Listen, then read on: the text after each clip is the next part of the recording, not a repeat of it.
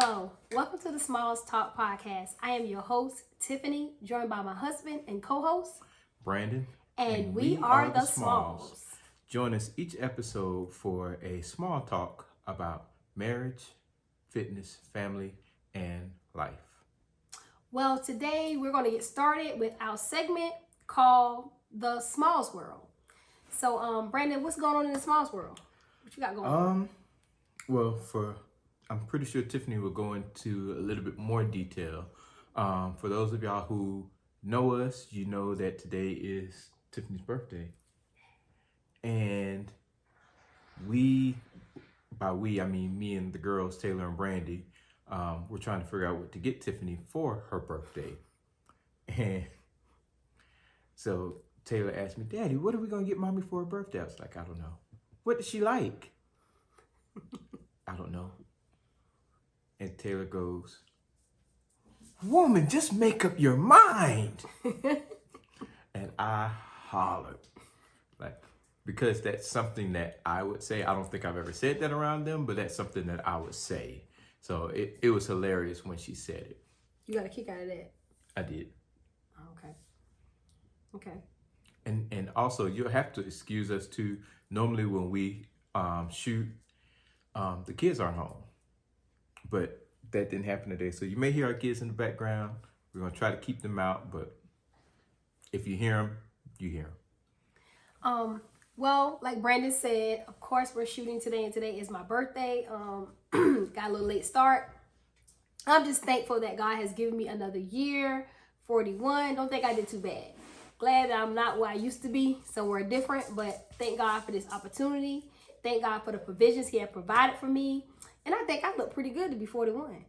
But anyway, what we're going to also do today is... Before we get into that, I'm going to throw a curveball. Yes, I'm going to throw a curveball. I'm introducing a new segment. She don't know nothing about that. Okay. I'm pretty sure most of you have seen the movie Sandlot. Sandlot, there was a phrase on there which I pretty much heard all my life. You're killing me, Smalls. So we're going to introduce a new segment. We might not do it every episode, but You're Killing Me, Smalls is what's got us feeling bothered. Got us feeling bothered? Got us feeling bothered. So for me, You're Killing Me, Smalls, y'all, my dryer went out. The heating element ain't working no more. And y'all know how I feel about washing and drying clothes. So we call the people. We'll see when they call us back. But I might have to go to the laundromat to dry all my clothes. Yeah, I haven't been to the laundromat in a long time, y'all. Not knocking nobody who go there, but I haven't been in a very long time. I mean, the laundromat can be fun. I always see entertaining people in there. It's funny to hear the different arguments and everything that's going on, whether in person or over on their phone. And most of the time I have all the clothes washed, so I just need like 2 dryers, dry everything at one time. So, I'm only there for 30, 45 minutes. But it's entertaining to me. Well, I don't have a You're Killing Me Small segment. I don't have anything to go with that segment, y'all. So I'm going to pass on that one this time. Maybe next time y'all may have something from me. But what we're going to do today, we're going to do something a little different. One of my girlfriends bought us, or gave it to Brandon. She bought me. Because she said I don't drink, so I drink every now and then. She gave Brandon some wine. And what's the name of the wine, Brandon? It's called... The wine is called Barrel Reserve. Barrel Reserve. So what we're going to do today is we're going to test this wine. She said it's good. But of course, I'm a sweet wine drinker, but my palate is starting to change, right? So I do like some semi-sweets. I like Riesling, some different types of wine. So we're going to test this wine out. I'm going to see how this wine tastes. And I want her to see me drinking this wine. So here we go. We're going to test it out. I don't know if it's really dry, really strong. I can't tell y'all, but I'm going to try.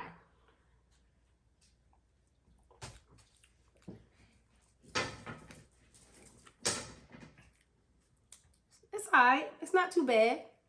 I don't know if it's really, really cold, but sometimes wines are not supposed to be that cold, but let me see.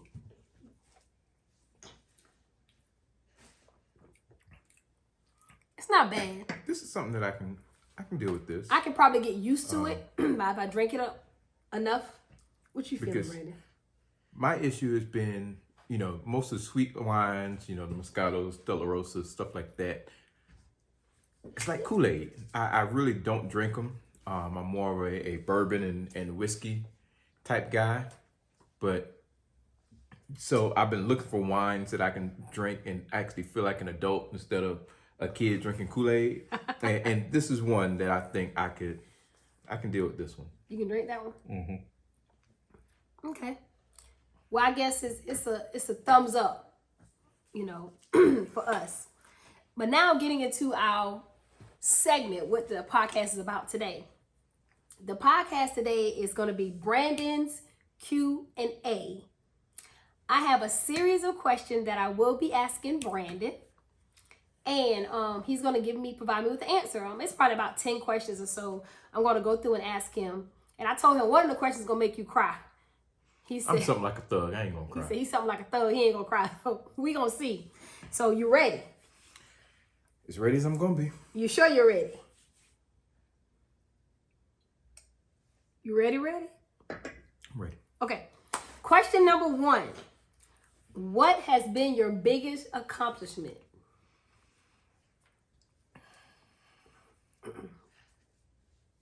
When you previewed these questions, I thought about this one probably more than any of the other ones. And I think the answer to that is to be determined. Most of the things that I've accomplished so far in life were things that I planned on accomplishing. Of course, graduating high school, you almost don't have a choice but to graduate from high school, especially in my house.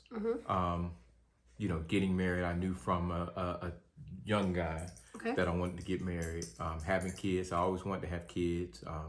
Didn't know I was going to end up with 2 girls, but hey, that's what God said I needed, so that's what I have. True. I know one of my goals when I was younger was buying a house by the time I turned 25. Okay. And depends on person's definition of buying a house. Okay. Would determine if I accomplished that goal or not. Because I actually signed the contract to have this house built like a few days before I turned 26. Okay. So technically I was still 25. Okay. So if you go by that standard, I accomplished that. If you say, well, you didn't close until you turned 26, hey, I missed it by 3 months, but who's counting?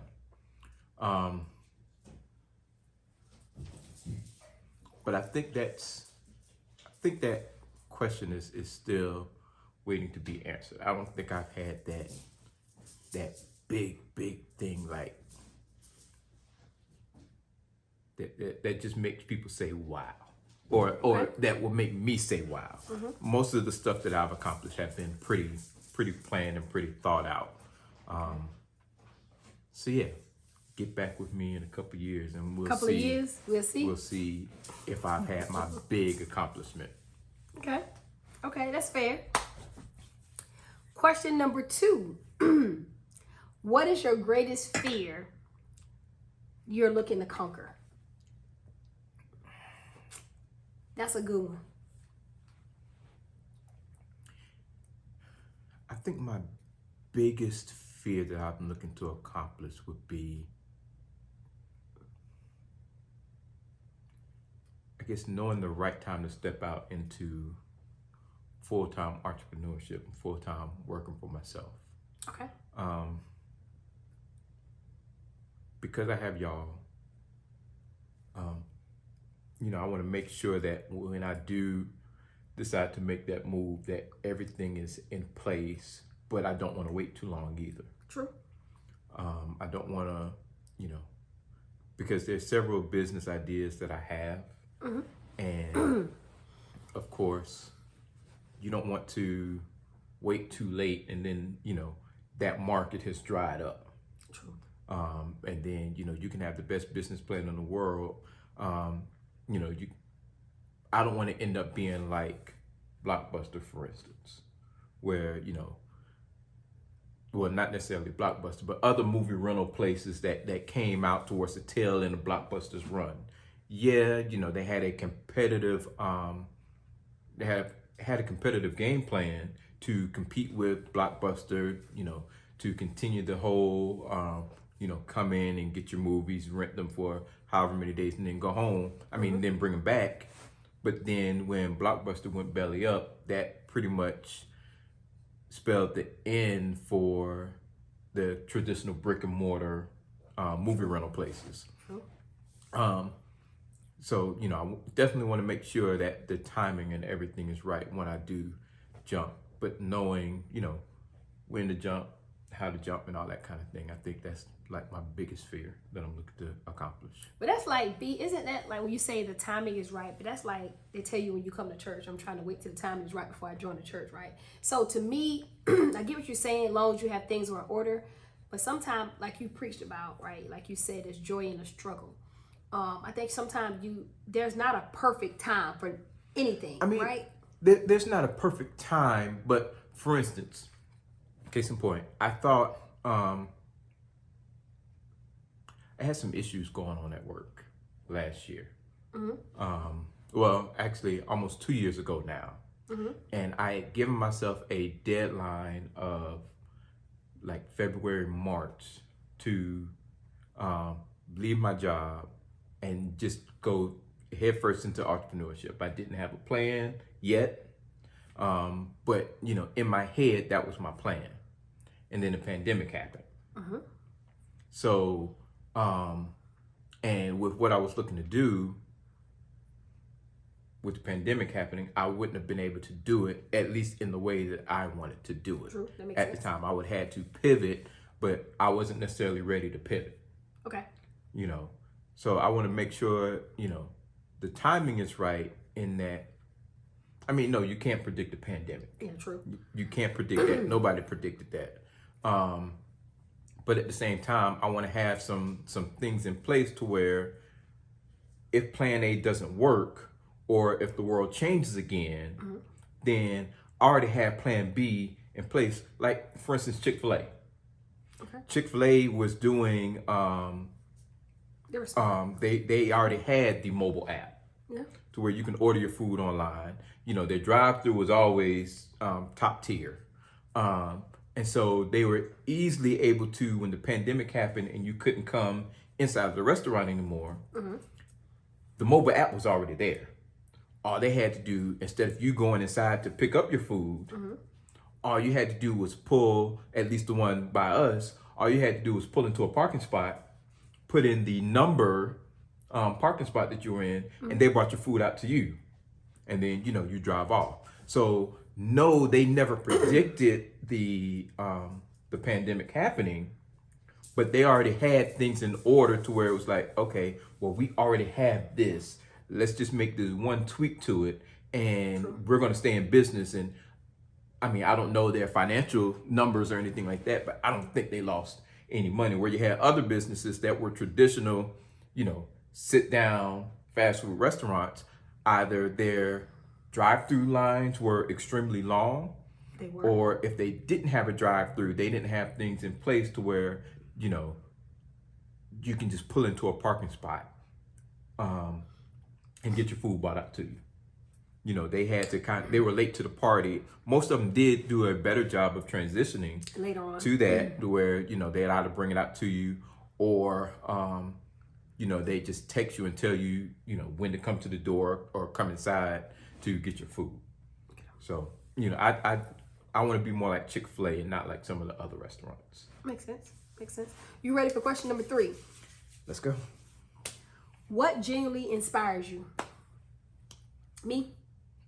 I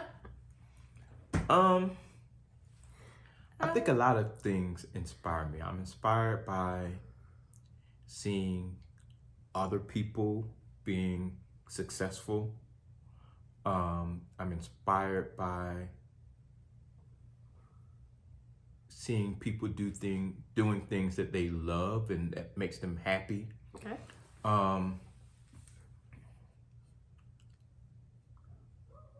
Lord else. I mean, I'm inspired by TV and you know, celebrities, but it's more so real life people. Okay. You know, because especially real life people where I've seen the struggle, or not necessarily the struggle, but I've seen the behind the scenes of what it takes to get there. You know, where I see, you know, somebody, for instance, a friend of ours decided to do real estate. Mm-hmm. And she jumped out there and was doing real estate and was actually doing two, you know, still working a full-time job, but then decided to, you know, do real estate while doing a full-time job. And then, you know, she gave herself a deadline.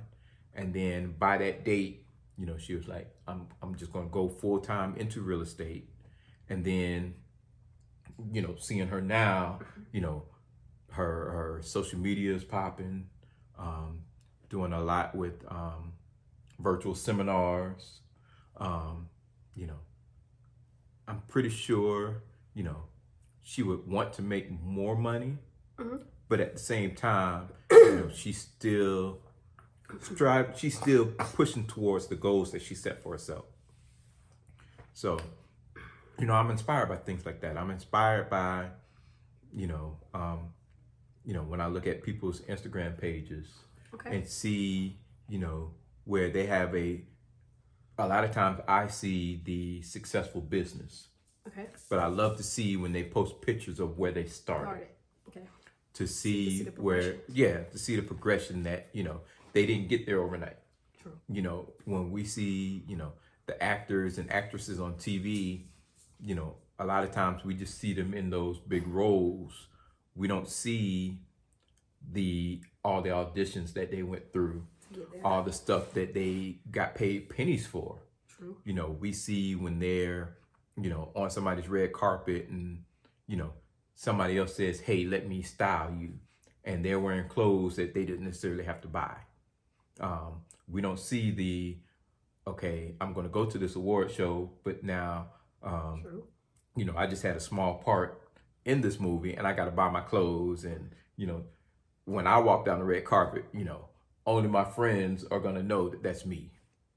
So I think that inspires me the most, seeing from where people came from to where they are now, even if they aren't at their final goal, but just knowing that, you know, step by step, they're getting to where they want to be.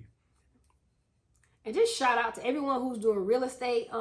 It is not an easy thing. Listening to my best friend, just, you know, what inspires her, that you have to be like a therapist sometimes, because you're helping people building something in there. This is their home. This is their dream. So you're helping them step by step. So you need to talk to some people longer than others. You have to inspire people. You have to help people stay on task. Because sometimes, you know, we get a little off task sometimes. So you need a little help. So I like to thank everyone who's out there pursuing their real estate career. I have a lot of people I know that's doing that. So shout outs to you. Congrats. And I pray that y'all business continue to grow. My next question is, what place have you traveled or thing that have changed your world perspective? So a place or a thing that has changed your world perspective. Anything. I don't think a place has yet. Okay. Because most of the places that we've gone to, we see especially like really big vacation spots, we see the good. I think the only place that I've been to two places that I've been to where I've seen like the hood side would be Chicago. Okay. And then Miami. That time we got lost. Well, we didn't really get lost. We followed the GPS, and the GPS took us through Little Havana and Little Haiti. Little Haiti, yeah. So we weren't lost, but we didn't know where we was at. GPS knew where we were at, so we were just following what the lady said to do. But I think the one thing that has changed my worldview is when we used to volunteer on Saturdays feeding the homeless downtown. Just to see some of these people in where they are, And, you know, it's not always drug addicts. True. It's not always alcoholics. You know, you never know how close people really are to being homeless. You know, let a illness happen, let a loss of a job happen, let the death of a family member happen. And, you know, we're literally that close. And, you know, just talking to them, listening to them, I mean, we met some amazing people while we were down there, but just knowing that, you know, TV makes it seem like they're just the worst of the worst people sometimes, when they're really not. They're really more like, you know, your next door neighbor or yourself than you can even imagine. So I think that changed my worldview and makes me appreciate more of what I have. True. And, you know, makes me want to work harder, and also makes me want to be able to give back more. You know, knowing that, you know, a lot of them just need a simple hand. You know, if they can get, you know, not saying, because some of them don't even want handouts. You know, they don't want you, you know, just giving it to them on a platter. They don't mind working for it, but they just need a chance. And, you know, whether I can provide them with the job, whether I can provide them with somebody who can help them with the job, if I can just provide them with an encouraging word, you know, just to say, hey, you know, I know it's rough, but, you know, I'm here with you. If you need anything, let me know. So I think that experience changed my worldview. It's different. Like you stated, it's very different. Because, you know, I went down there several times, and just to see there are people like our age, right? So you're thinking like, Lord, what happened to them? Mm-hmm. And you can never judge a book by its cover, because you have people who have been, you know, up there, had good jobs, and all of a sudden, you know, may have lost a job. Now you're homeless. Or you have people like Brandon say who have lost a family member and just don't know where to go. Now you're lost. You have people who was going through the time when we had the, you know, when they had the FEMA for the government thing and everything shut down. Right. And people were losing, you know, selling their cars just to pay their mortgage and stuff. Right. And you never know when that could be you. So that's a good answer. I'll give you that one. 5 points for you. That's a good one. That's a good one.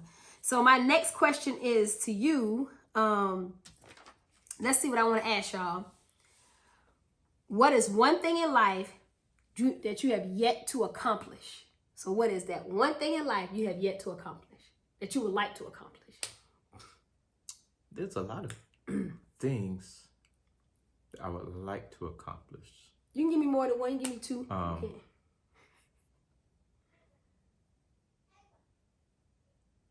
This is a funny one. I told you this one before. I would love to be rich.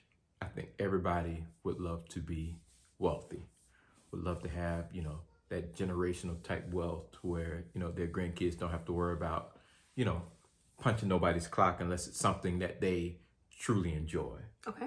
But I just want enough money so I can be like the people on Instagram that flex and buy their whole family the Jordans or the Nikes when they come out. Really? Like, that's all you want? No, that's not all I want. Of course not.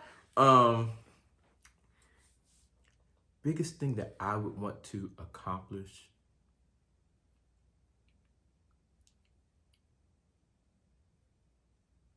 I think for me, it would be making sure that my family is straight. And by family, I mean, you know, not just people who live under my roof, but, you know, my parents, mainly my parents, my father and mother-in-law, my brothers, and my sisters and brothers-in-law.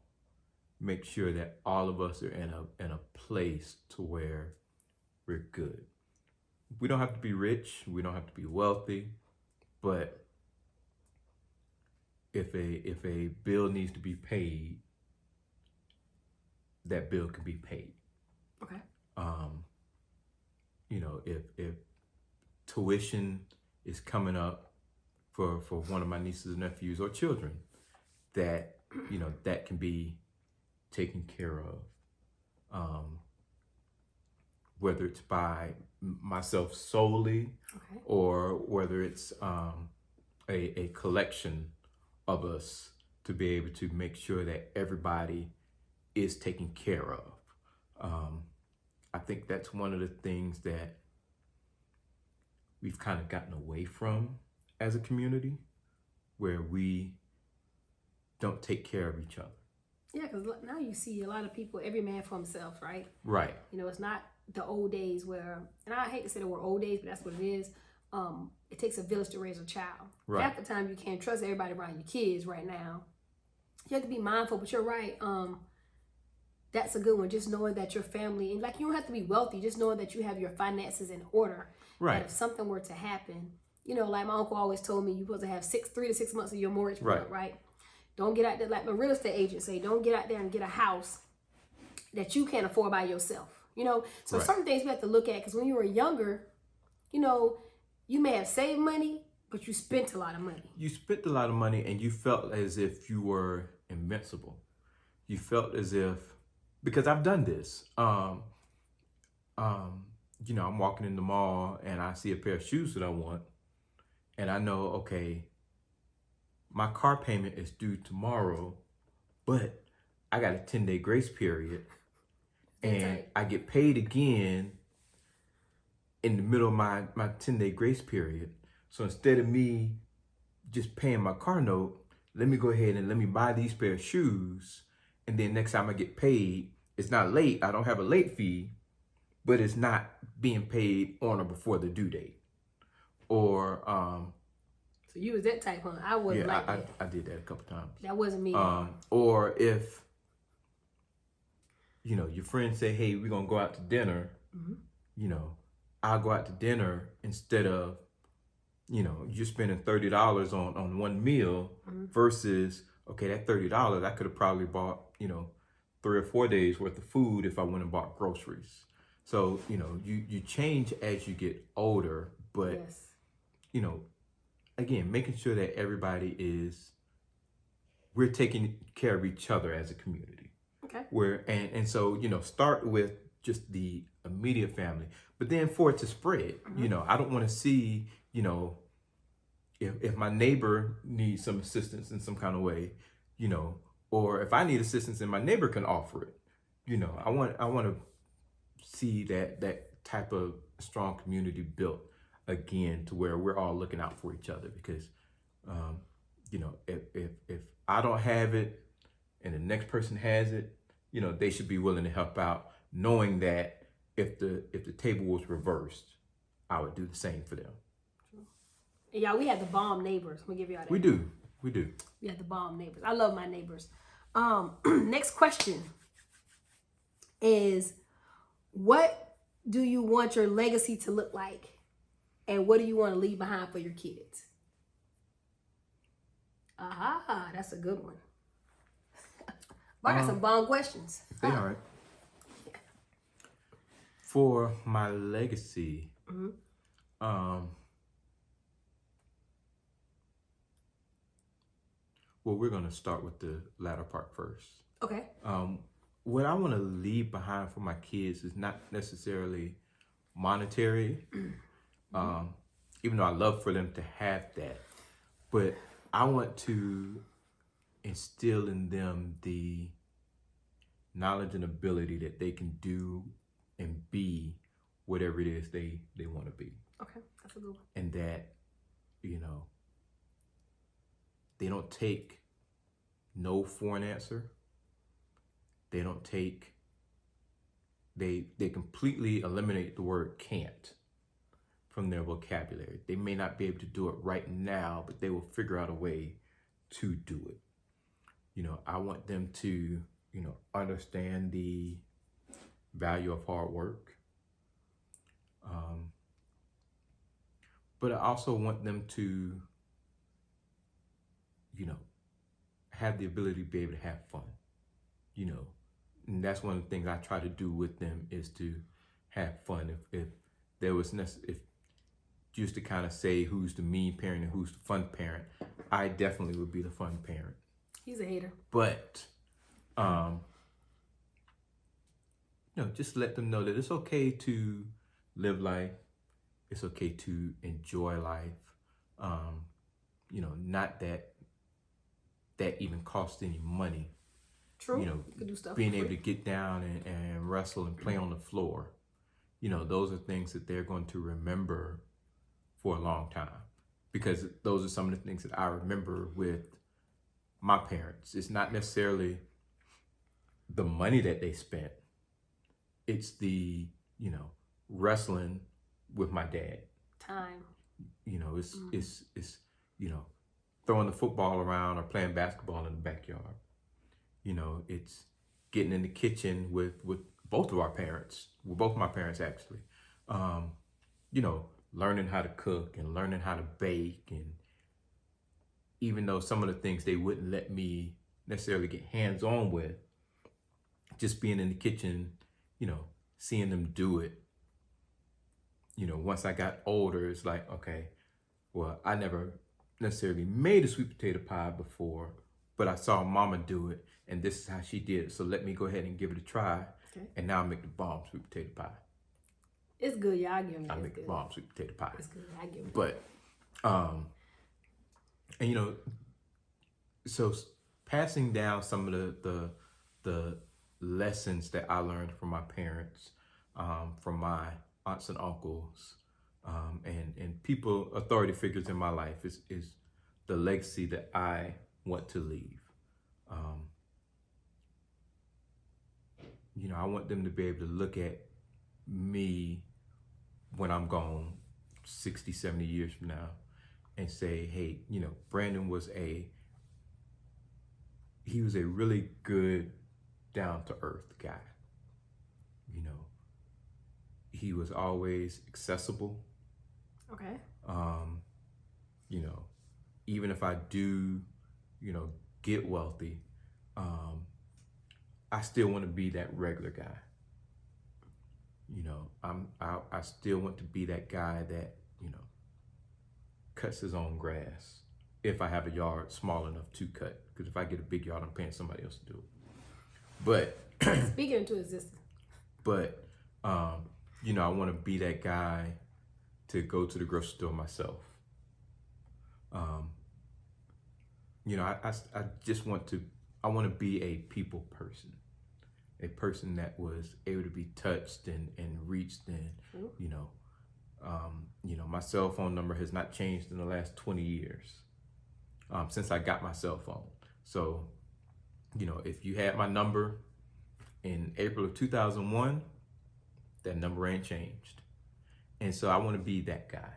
Okay. Makes sense. Where, I didn't let things or situations change who I am to the core. Okay. Look at you trying to get deep. Trying to get deep. I'm gonna make them cry, y'all, for the end of the day. Make them cry.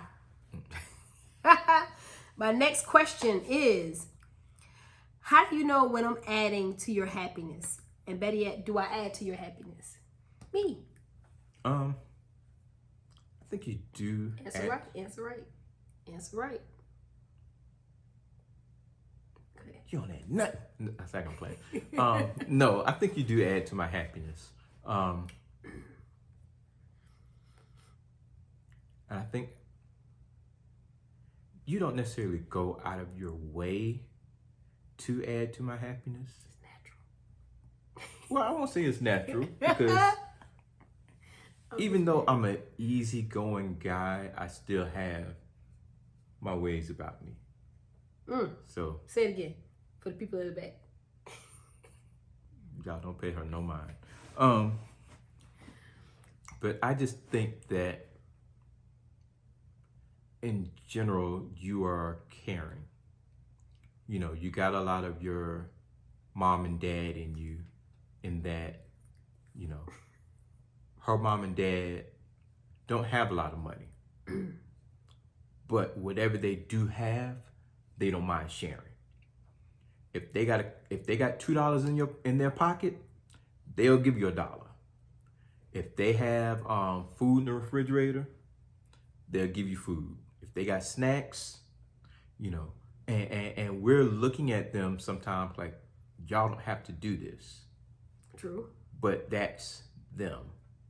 And I think you have a lot of that in you as well. That sometimes I be looking at you crazy like, wait a minute. We don't have that much to give away. But yet, you'll give away. And in some ways I've even tried to emulate that when people's birthdays come up. Making sure, if I get invited to a birthday party, you know what, let me take them something. Even if it's a $5 Chick-fil-A gift card. Let me take you something just to let you know that I'm thinking about you. You're most of the time you're pretty fun. You said most of the time? Most of the time. Sometimes what's up? There's sometimes you don't want to be adventurous like me. Not all the time, y'all. Just sometimes. Sometimes I some things about me, I'm just in my own little world. So I'll give you that. What?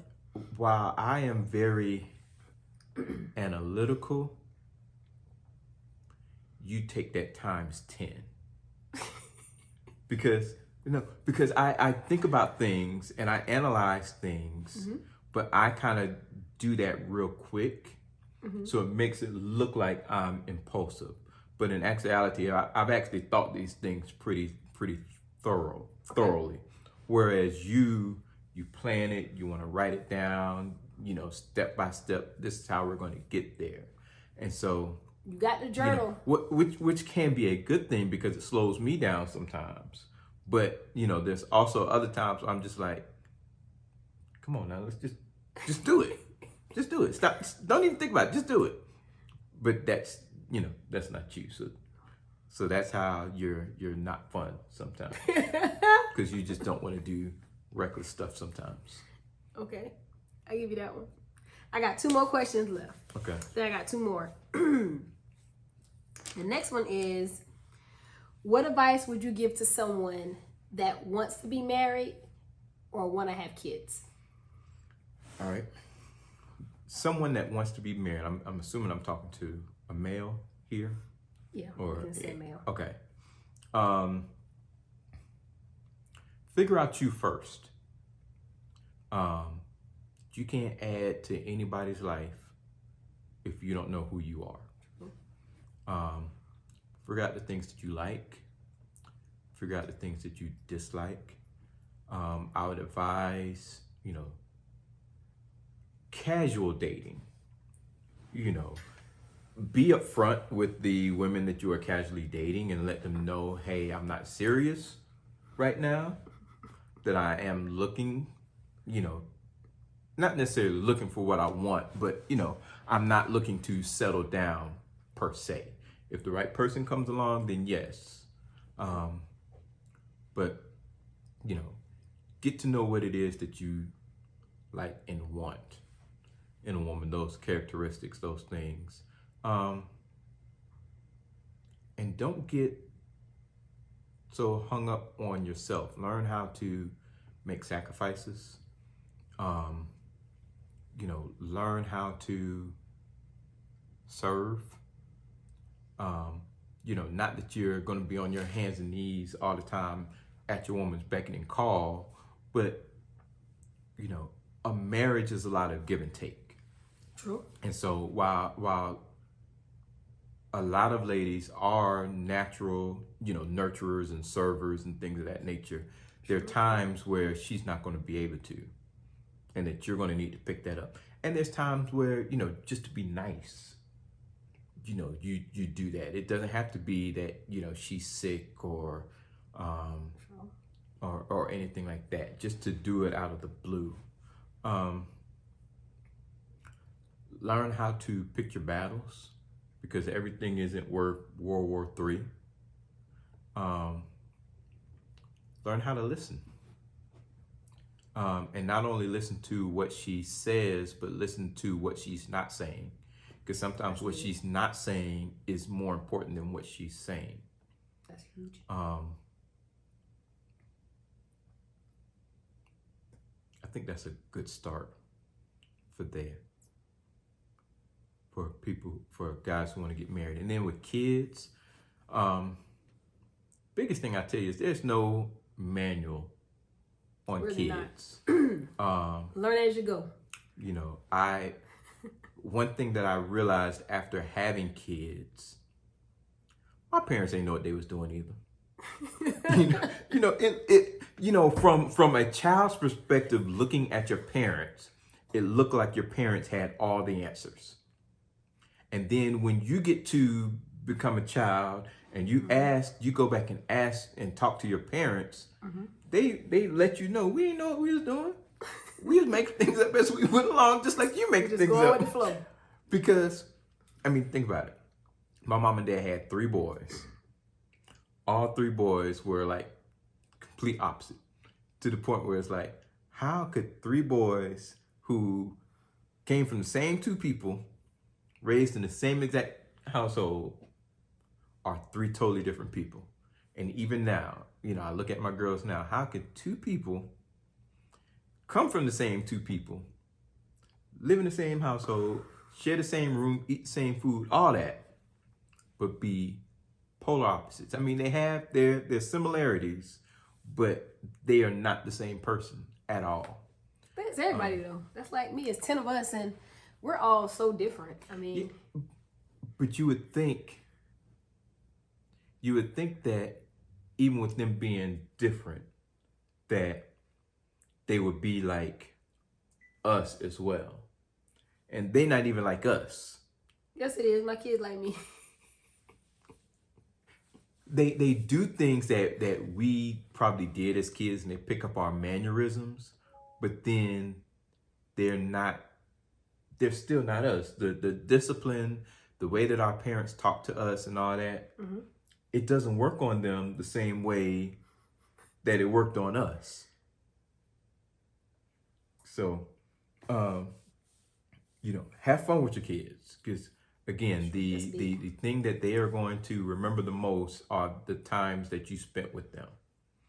And so make those times happy times. Make those times that they're never going to forget, and make it things that they will want to then do with their own children if they decide to have children in the future. I don't have boys, but I just remember being outside, with my dad, doing things with him. And so now the girls, when they see me outside, they think it's a cue for them to come outside.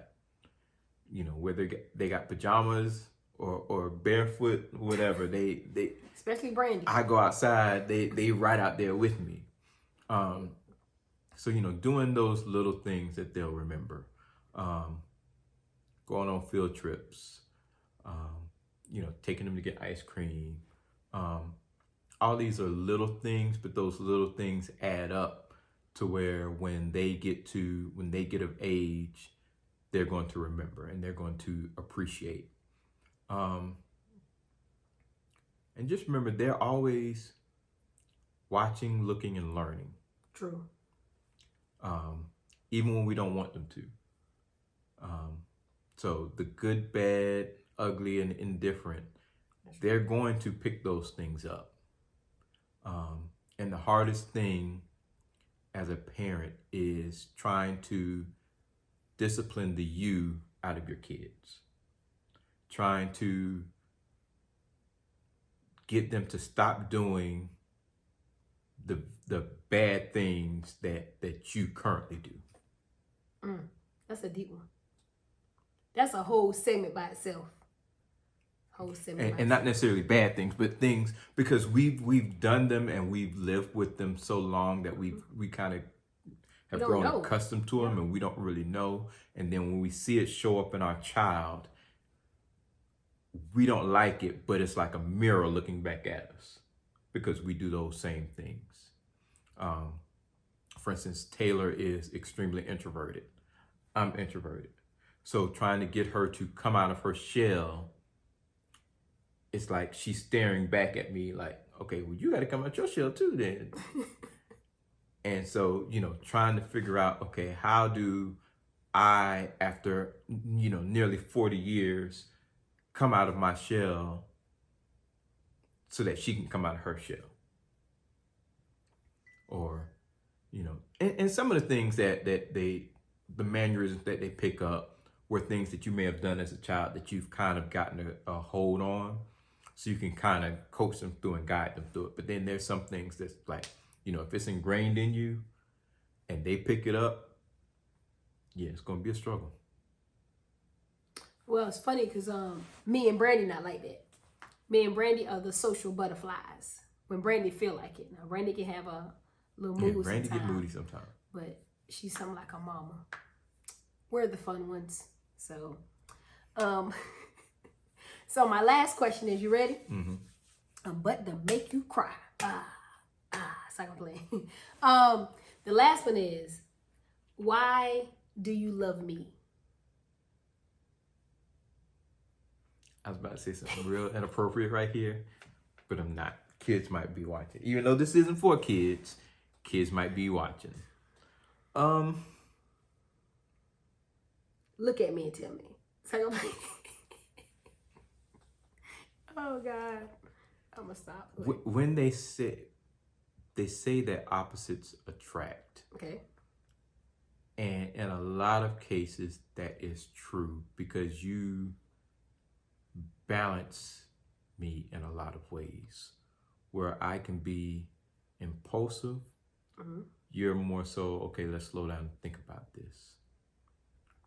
Where I can be a little bit more playful, you're more so, okay, there's a time for play, right now ain't that time. Where I can be a little messy, you have OCD. I don't know. Yeah, she hosts. Oh my God. She can't stand nothing being out of place at all. And she'll just start throwing stuff away, even at her own detriment. You gotta tell all the people all my business. I ain't telling all your business. Go ahead. I ain't telling all. Go ahead. You got a lot of business. I ain't telling them all. Okay. So in a lot of ways, we complement each other. But I think the biggest thing, going back to 2005, 2006, when I was trying, I was in my, trying to figure myself out and learn me and the things I liked and that I disliked. The biggest thing was you didn't see the little boy. You saw the potential that I had and was like, he has something that I can work with. And I think that drew me more to you than anything else.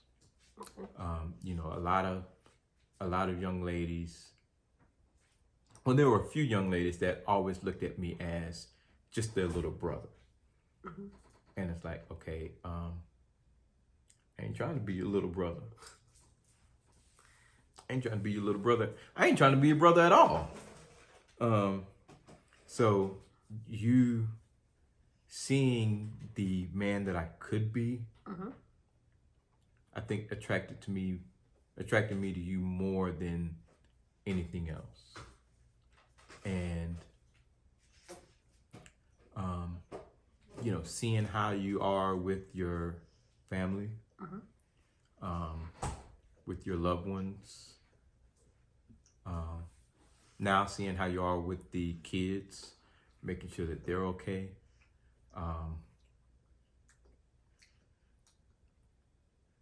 Sorry, y'all, Brandy's in the background.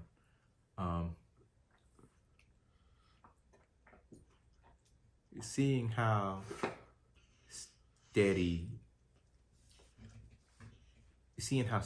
you are when times can get rough, when times can even get a little bit busy.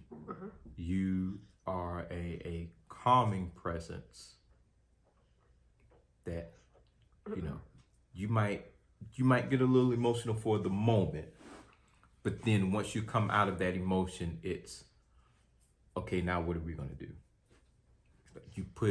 It's like let's get a plan in motion to get out of this or get through this or to grow through this or whatever is needed in that situation. You know, when times have gotten rough, you aren't the one to just bail and quit. You're more so like, okay, the rough time is here. Now what we gonna do about it? And, you know, not everybody would have done that. You know, we've seen friends who, when times have gotten rough, they folded. You know, not to compare ourselves to anybody else because we don't know the behind the scenes. We just know what they share with us.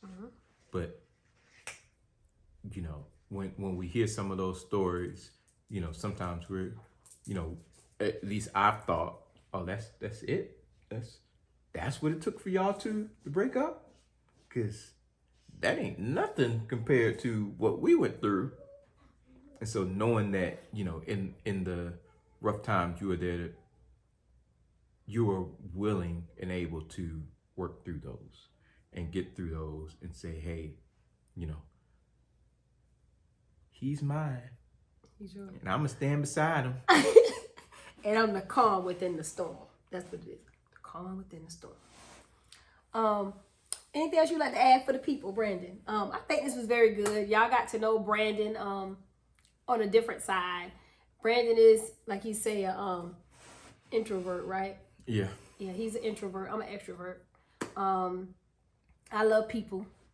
So, Well, you know, that's and I what think I add an addendum to that. I have learned to be a social introvert. Okay. To where, you know, I'll go and have a good time. Okay. With people. I don't mind meeting new people. You know, I will kind of be quiet so I can get a feel of who you are. Yes, you do that. But once I open up to you, just know that you ain't going nowhere. You my friend forever. He was trying to take my friends, y'all. Cause she take all my friends. She did it first. From. You taking all my friends. I'm like, you my friend, not his and friend. her friends like me better. So. So I'm introverted, but I've learned how to be social. But at the same time, you know, if I ain't feeling it, there could be 5,000 people in the room and I'll be over there by myself and I'll have a good time by myself. So I can see that. I can see that. Okay. Well, y'all, I hope you all enjoyed this segment, the Q&A with Brandon, all the questions that I have asked him, the answers that he had provided. I hope it helps someone out with his marriage, your bucket list, some inspiration, whatever he had provided you can use. Let us know in the DM. You can DM us and let us know some questions or leave a comment, questions that you would like us to answer, some questions you'd like to have on the podcast, even some topics you'd like us to discuss. The next one will be fun, part 2. It will be Tiffany's. I get asked her the questions. Yeah, Tiffany's Q&A. Different questions though. I gotta figure out what I'm gonna ask her. That's gonna be interesting. I hope I get a sneak peek of the question first. Nope. So hopefully I will. I don't have anything else today. Okay. I know it was a good time, so I'm gonna say we are done. So thank you for chilling with the Smalls, and until next time, stay tuned.